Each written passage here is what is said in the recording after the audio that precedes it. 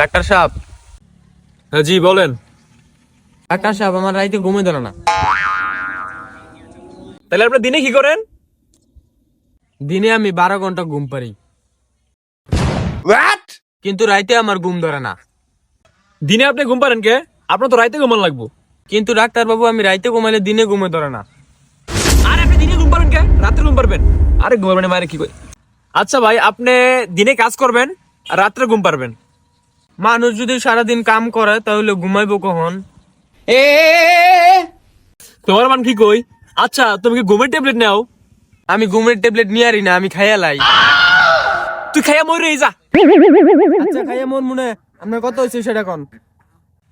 300। হ্যাঁ, আপনি আবার 300 টাকা চান? আরে আমার 300 টাকা ফিস হয়েছে, ফিস ফিস। পিস আমি দিমুকে? আপনার পিস আপনি দেন, আপনার কি আমি বাপ লাগি? আরে যাবরা ছেলেদের মেম্বার, আরে আমার সাথে দেখা করছিস না? 300 টাকা ফিস হয়েছে, ওই ফিস দে। আপনার কাছে কি বিকাশ আছে?